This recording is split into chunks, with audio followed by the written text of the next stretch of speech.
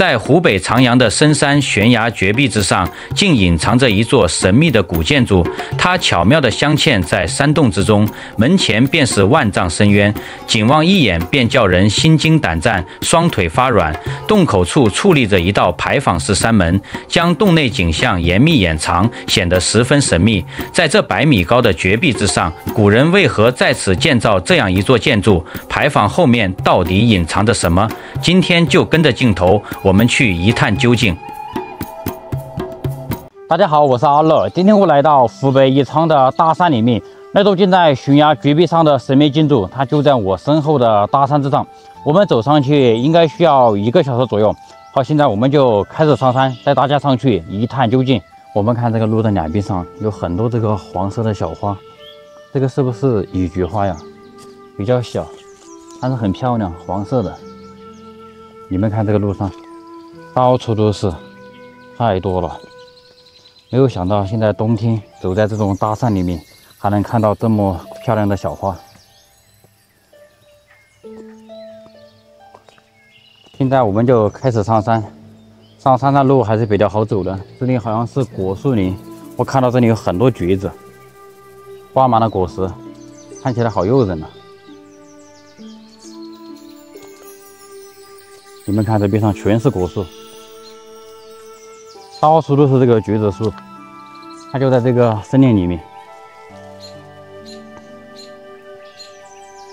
我們看這塊石頭，它是有很多小石子然後粘连在一起的，感覺像用那個水泥給它浇筑一樣。實際上這個是自然形成的。這邊上這裡還有一塊，這裡很多，它這個地方就是這樣的地貌。我們繼續上山。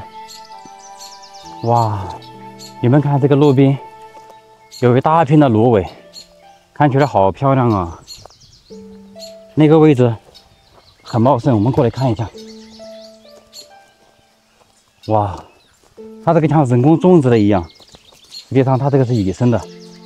我去，這個好漂亮。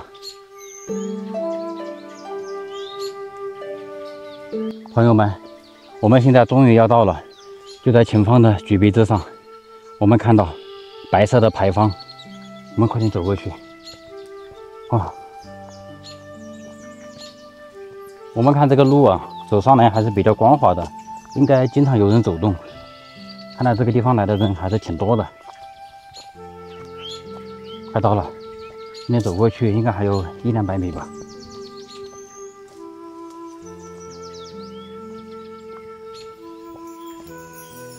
啊，我們終於到了，就在這裡。我去，這個地方還有人放炮竹啊！哦，你們看，它就鑲嵌在岩縫之中，上面全是絕壁。這個石頭看起來非常的堅硬，下面就是萬丈深淵。你們看這裡的風景，哦，太漂亮了。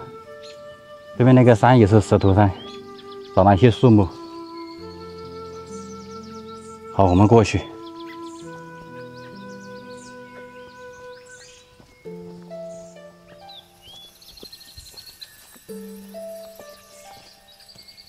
這邊上有一間小房子，這個不知道幹嘛的，我看到還有水管。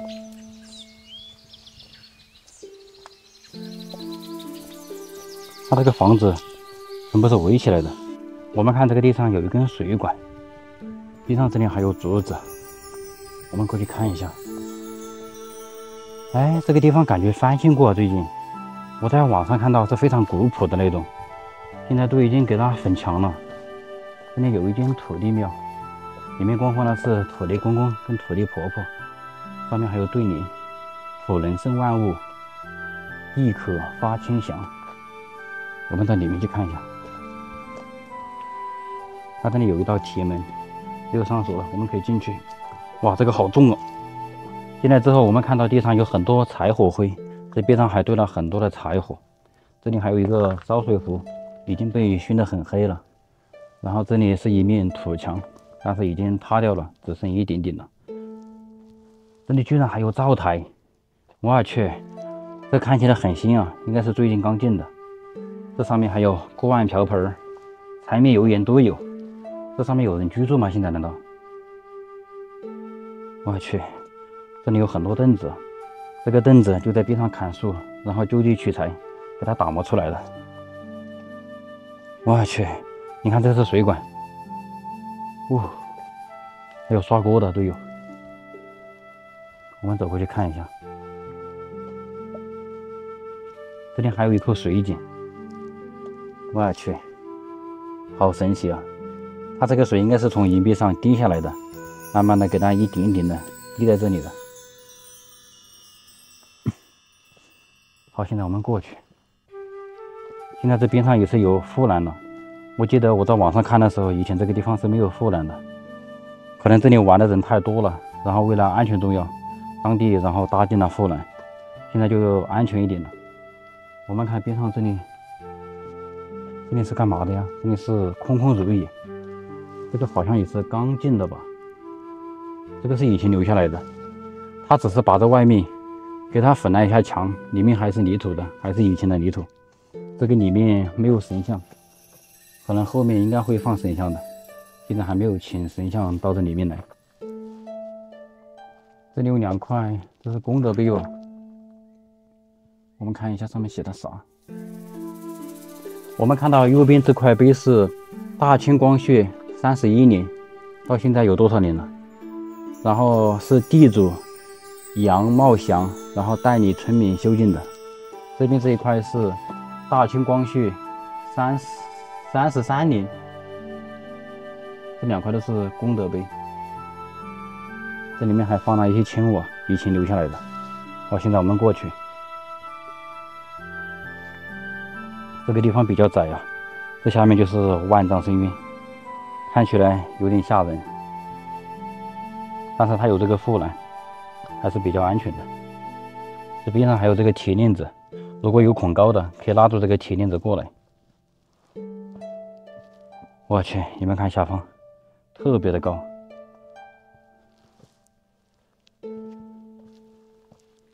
過來之後，我們看到這個地上現在已經硬化了，它這個地方在今年已經翻新過。這邊上還有五靈芝吧，這是五靈所拉的糞便。我們看看這個下方，我去，太高了！你們看這個木樁子上也是有五靈芝，下面有很多五靈芝，在這個舉碑之上。這個地方應該有五靈所的家，我估計就在這個山洞裡面。我們過來看一下，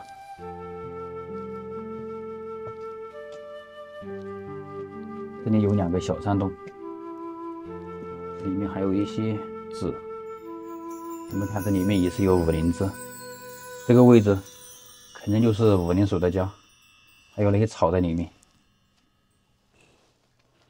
哇，這个地方看着好嚇人呀！我們到裡面去看一下。然后這上面寫了4個大字“觀音古洞”。我們到裡面來看一看。進來之後，這裡面也是一間小廟。這中間供奉的是觀音菩薩，因為他手裡拿了一個淨瓶。這兩邊就是3彩童子吧。這裡面居然還有電線，它這個應該是太陽能的，就是這種燈具，它是通電的，靠太陽能來發電的。這邊上還有一尊，這個有很多手，這是千手觀音，這裡也是有供果，有人供奉的。左邊這裡還有一尊，我們過來看一下。這尊手裡抱了2個小孩，這應該就是送子觀音了。